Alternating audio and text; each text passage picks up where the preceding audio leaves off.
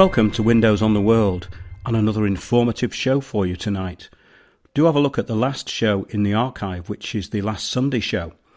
It's there in the archive on the home page. All that you have to do is go to the live shows page. Everything we've ever done on a Sunday is in there. The last show was called Cataclysm of the Mind. It was a look at the real and the false, how history is being eroded to force compliance and impose mass conformity. We're going to carry on with that theme and why the present civilization is coming to an end, and also why previous civilizations are still there in the ether for us to look into. Those that are architects of the current social engineering are doomed. Their limited language to deceive and shut down outside interference can only fail. Despite the mentoring process and indoctrination of millions into self-deception, only limited success can be found in degenerating knowledge. And that is going to be the theme of tonight's show. Lies lead to deception and, of course, self-deception. The fountain of knowledge is inexhaustible to any who do not subscribe to the imposed limitations of mind control and self-limitation. Everything is reversed by the current gaslighting. All of the true is now deemed to be false. The social Darwinists got it wrong. Their false period of enlightenment was as much of a farce as the present use of impending doom under conning the world through faking a climate crisis. In other words, fake catastrophism. When Darwin's associate Alfred Russel Wallace made the ludicrous claim that nature never endows a species beyond the needs of everyday existence, he must surely have been referring to the buffoons he associated himself with. They simply could not work out why the brain had advanced far beyond our basic needs. The abilities beyond everyday existence were always beyond the grasp of such people, so no wonder there was always a war with the divine. This was the whole result of the Enlightenment. Their idea of natural selection was merely to bolster their own self-importance. The new fake priests are sociopaths at best. The old priesthood, allegedly, and most probably, were telepathic. Well, they must have been if their place was to negotiate different levels of information. This goes back into the idea of also a simple but expansive form of language which had deep meaning and was for the advancement of the mind and brought out the divinity of the speaker. Every word mattered, every utterance had substance. Choose your words carefully, which in actual fact is a great way of expression, and also along the lines of what we've been covering in our shows over the past couple of years. All wisdom must come from the understanding which the fake priests not only were incapable of, but were outwardly hostile to. That's going to be really the theme of tonight's show. We're going to be talking about the new ancients, how ancient civilizations were more advanced and had more innate knowledge. Well, in this, the end of the present civilization, the power is enforced and consented to through the production of lies. The real goals are hidden behind the stated goals. The global language of common good communitarianism has the goals of complete control of all resources and people through voluntary consent on the back of the biggest lie and con in human history. Theft of the assets of the world and enslavement of mind through fake environmental religion, all through the propaganda enforced through treaties agreed upon by all countries from 1992 onwards. But of course we can go back to the Lima Declaration, 1975, when the industrialization of the West was destroyed by consent. And with ever increasing control and theft of the common assets of every nation through unelected bodies which influence and exert control over all governments. All this through a fake crisis, climate crisis, a pandemic of terror, media propaganda to affect all, when in fact it affects next to no one. At the end of this age of illusion, delusion and deception, we are going to come to something very important, a very important point in history. And We're going to be talking also tonight about a documentary which I was sent several weeks ago called The Last Druid. And it featured someone called Ben McBrady, who was the last of an ancient order of Druids. And some of the stuff that he was saying really did resonate with the shows that we've been putting out over the past several years. And I found it fascinating. And the information in that documentary is going to be reiterated in parts of tonight's show, so it's worth a look at. So yes, the resurrection of the order of natural law and knowledge, the new ancients, the way the original Christianity pre-Roman was the real power behind the priest kings of Ireland, and according to Comyns Beaumont, the British Isles. Do take a look at our article on the homepage at Windows on the World. Just put Shattered Isles into the search bar, Britain Shattered Isles, and that will come up. This ancient order that we're going to be talking about was a compendium of all knowledge. After the last great cataclysm, 3,000 to 4,000 years ago, Beaumont gives a date of 1322 BC.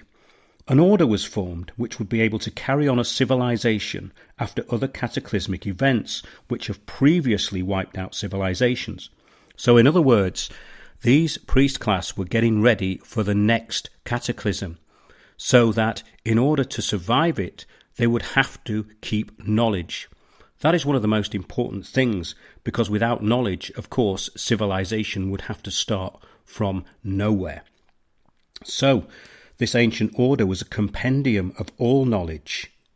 If humanity was ever wiped out again, just one individual of the order would be able to re-establish and reinvent civilization. They would have a compendium of all knowledge. And the training would take a minimum of 18 years. Well, of course, training in knowledge is a lifetime. It can't really be measured. It would include practical, though, and intellectual knowledge, history, manual skills, law, poetry, life skills, and communication. The last Druid, who we are talking of here, Ben McBrady, who stated he was the last survivor or known survivor of the old Gaelic order, also known as Druids, died in 1996. He stated he was the last survivor of his triad within this order. Others may still be working, though, inside other religious orders in Europe. That's very interesting. Over the years, I've come into contact with people who know an awful lot about not just ancient history, but about the workings of governance, how things really are. And I do believe, and I have some information, that people within these orders, working inside conventional Christianity through the Roman Church, do have access to this knowledge. So after the cataclysm, 3,000 to 4,000 years ago, we can't really be exact here, but as we said, Comyns Beaumont puts it to an exact date, May the 17th, 1322 BC. Comets, meteor showers, massive weather disruption and dark skies really were enveloping most of the world. The order rose from this devastation. Astronomy was a key science to predict future catastrophes, giving them time to prepare and, of course, repair what had happened.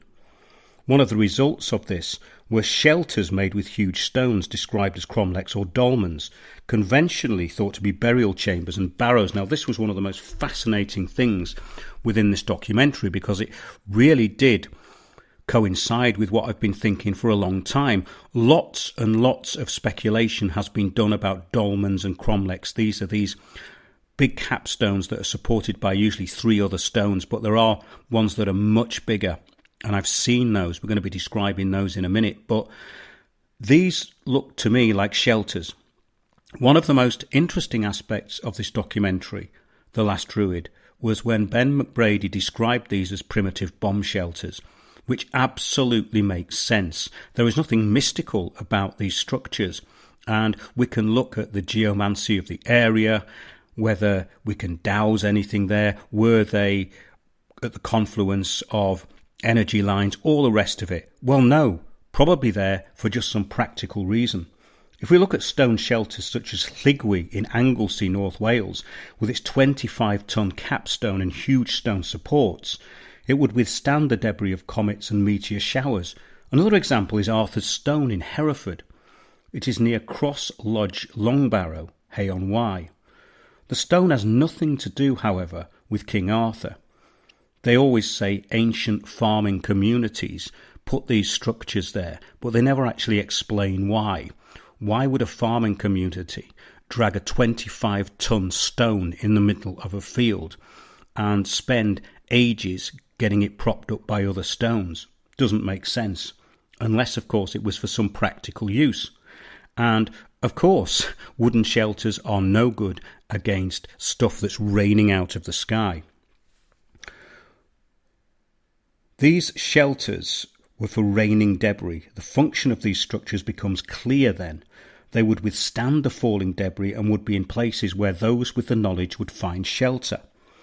Underground stone chambers and even cities are scattered across the European continent and across the world. These would also be used to store provisions, but the primary function would be shelter from incoming debris. So here we are, the world of catastrophism, real catastrophism, which preceded the fake climate crisis of today. After the cataclysm, the remaining priest class, who were primarily telepaths, formed the order which would be hidden in plain sight and was to be present within the Christian monastic orders. This is all according to Ben McBrady, and this really does actually go along with the research that I've done into it as well. So monastic communities had members within them who were followers of the original Christianity, the way. They had superior knowledge to the indoctrinees of the Roman Catholic Church, but they kept things quiet and within themselves, within this order. They were to interpenetrate the society, not like secret societies for power and control without inner layers, but for their own survival and protection. In other words, keepers of the knowledge. A monastic order living remotely, of course, would be easy to identify and destroy. To the powers of authority in the church, they could easily find them, a little like what happened with the Cathars in the Languedoc.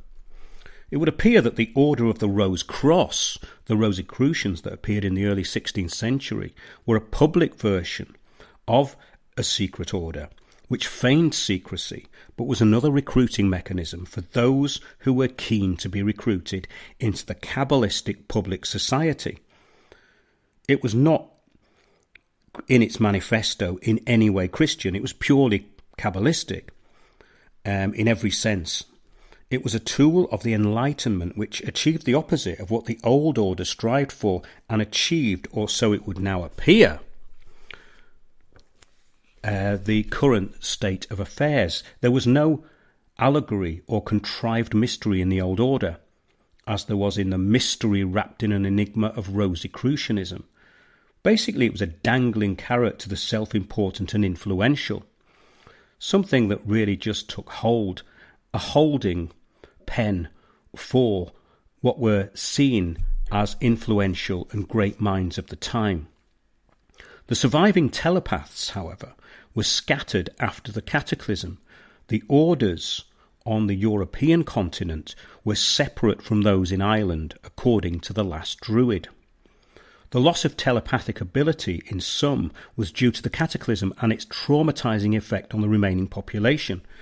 It was after this period, according to McBrady, that language and languages were localized, and they were all different and began to appear. This is how language spread throughout the planet. After the cataclysm, there had previously been a telepathic ability which was much more prevalent, and also a global simplistic language which was used for writing and day-to-day business. See our recent show, The First Global Language. Well, this actually came out of Australia, and it's called Marie Gualda, and it's said to be about 150,000 years old at the least. And you need to look at Australian historian Frederick Slater. Have a look in the archive. If you look up Frederick Slater at wondersontheworld.net, you'll find it all. But telepaths were used by the priest kings of Ireland, some of whom were also telepathic, and it was of great use to know where troubles were going to arise. So this idea of people being telepathic and telepaths being used by authorities is very ancient indeed, and it absolutely makes sense. Have you ever been able to summon your telepathic powers? Most people have at some point or other, and there are some people who we have telepathy with. So this is not some out there phenomenon.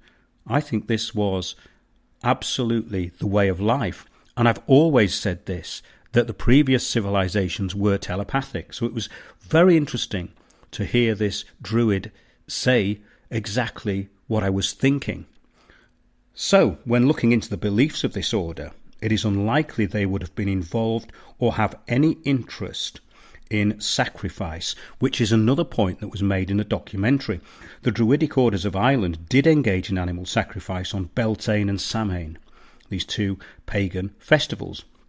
There was, according to Roman sources, human sacrifice in Europe, but according to Ben McBrady, not in Ireland. But also, these are from Roman sources.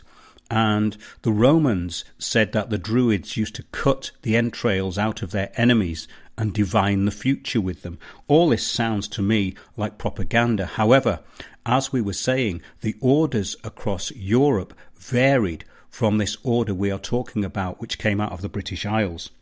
But when looking into the beliefs of this order, it is unlikely they would have been involved or have any interest in any type of sacrifice, with their higher level of communication, which appears to be of higher attainment than pagan sacrifice, merely just to appease gods.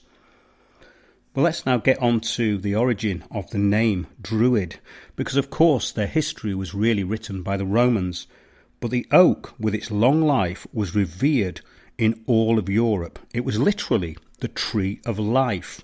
What we have to remember is most of the European continent would have been thickly forested with many oak trees. Anglo-Saxon root of oak is ac. Irish is dua. In Welsh, dar or deru. The Greek is drus. The origin of the word druid is in these words relating to the oak tree. The orders were synonymous with oak groves and forests. This is where they held their meetings and ceremonies. Europe was dense with forest during the times of the Druidic orders, something that we now forget about. The wise ones of the oak wood, the Druids. Well, in Sanskrit, the word dua, which is D-U-I-R, in English, was the root of the word for oak, and also the English word door, as in going through a door. The door to the opening of knowledge through the order of the oak. Now, Pliny the Elder, in the 1st century AD, reported that Druids held their ceremonies in oak groves. They would also gather mistletoe. The Galatian tribes in Asia Minor held council in places known as Drunematon. Drunematon, the oak grove sanctuary, that's what it means. But back in Ireland, Kildare was where St. Bridget founded her abbey, and derives from Kildara, the Church of the Oak. St. Columba was believed to be of the old order and founded churches at Oak Grove in Derry and Durrow Monastery. So if we look at Derry and Durrow Monastery, these are very important places. And also Kildare in Ireland. We're going to get onto some even more important places a bit later in the show. But yes, the grove in Derry and Durrow Monastery also was known as Dearmag, D-A-R-M-A-G, the plain of the oaks. I'm going to have a very short break now, and I'll be back in a minute.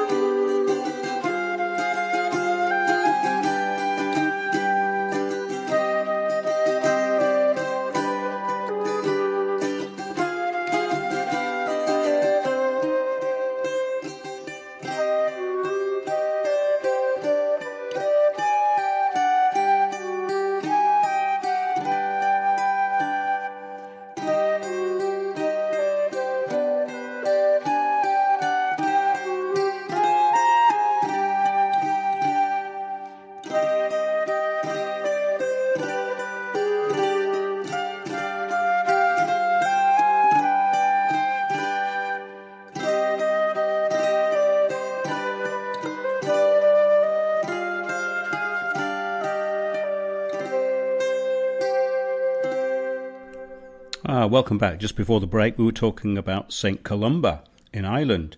And there was also a monastery at Kells in Ireland where St. Columba allegedly lived under the branches of an oak tree. So the origin of the word came about through abbreviation.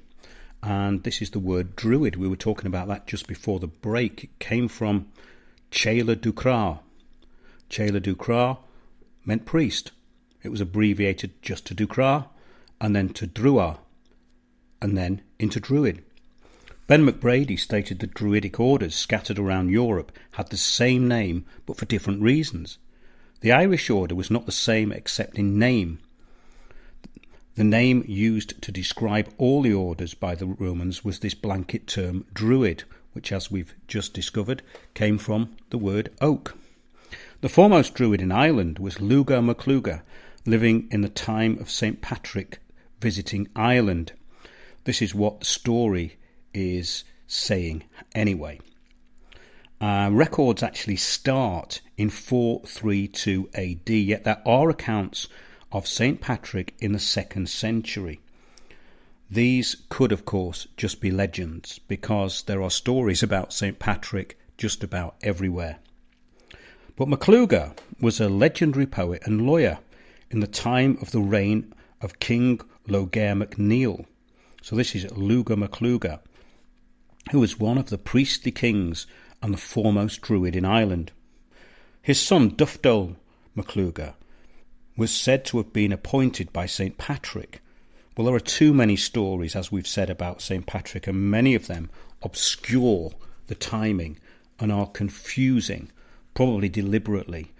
Well, St. Patrick is also said to have been shipwrecked off the Isle of Anglesey, and one of the churches there is founded in his name because he was meant to have been there. But of course, these were probably cover stories by the outer priesthood.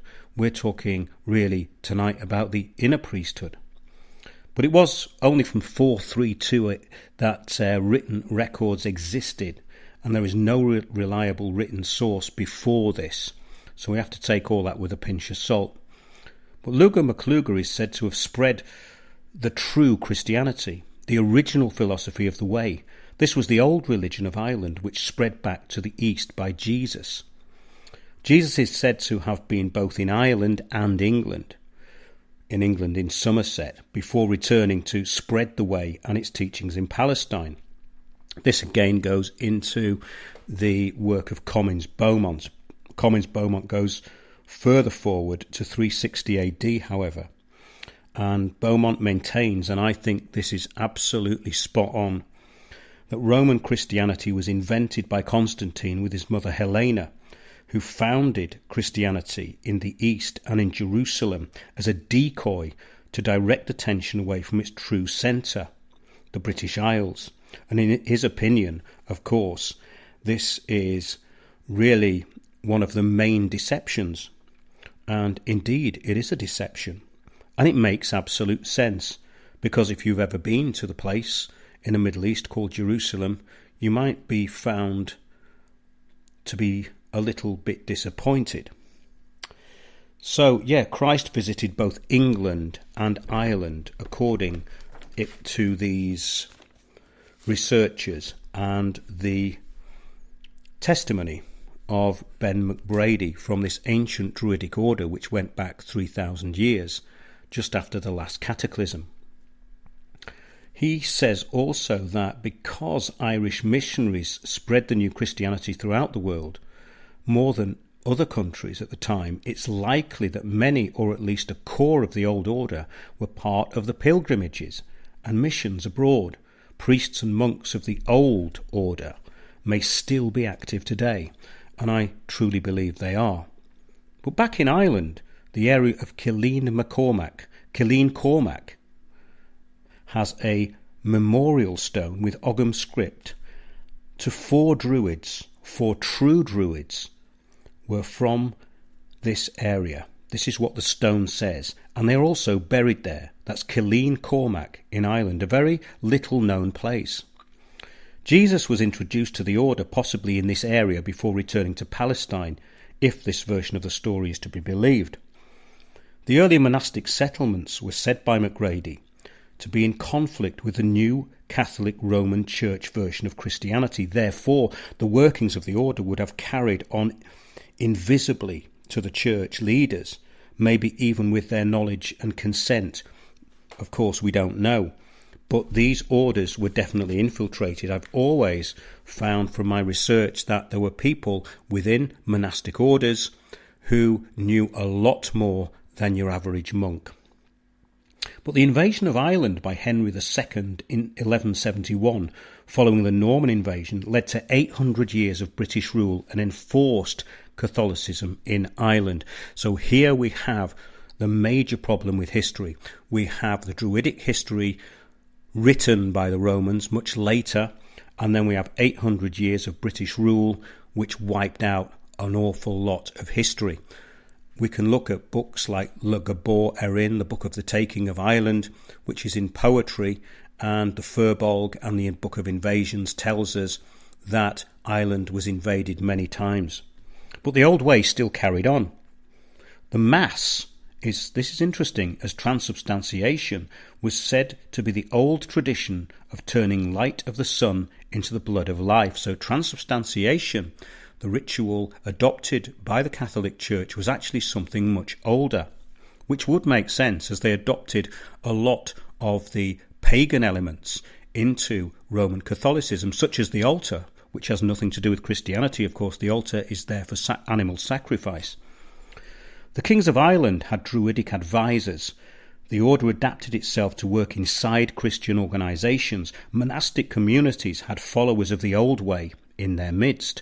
The members of the order had to be 1, telepathic, 2, poets, and 3, of priestly bloodline.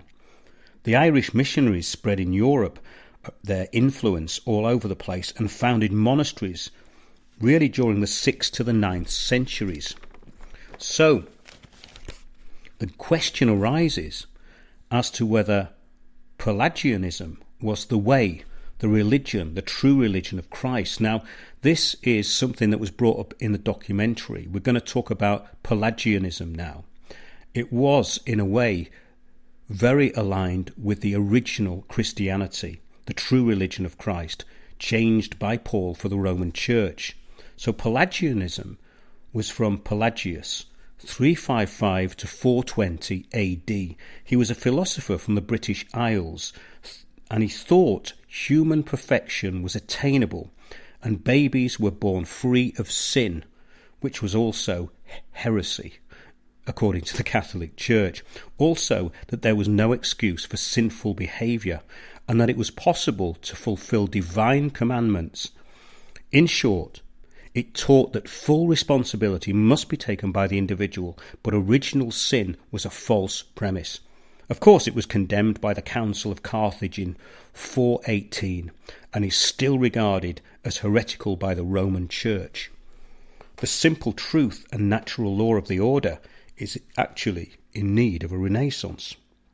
Well, every imposition and law in the present time is to further erode any possibility of the way and its priesthood and followers, the followers being able to function or in any way accepted without being attacked or ridiculed. Isn't that just the story of the times? Any unusual or what is known as undesirable mental state is a disorder, and according to the Diagnostic and Statistical Manual of Mental Disorders, these include unusual perceptive experiences, which include clairvoyance, telepathy, or precognition. The ancient order would in today's world be defined as having mental disorders. I'm going to leave you with a quote from Francis Bacon, and this exposes how far things were going to go and how wrong things became. Bacon said, "Knowledge and power are synonymous. More importantly, knowledge and human power are synonymous. Nature is only subdued by submission. Nature, like a witness, reveals her secrets when put to torture." This is the mindset which actually brought us into the times we are in at the moment. Post-enlightenment, post-truth, post-fact, and post-reality. This is the end of a civilization where language has become useless and everything is framed as a lie. So, we're going to be exploring these themes as we have done in the past in future shows. Hope you enjoyed that and found it useful. Do subscribe to us on Odyssey and Spreaker.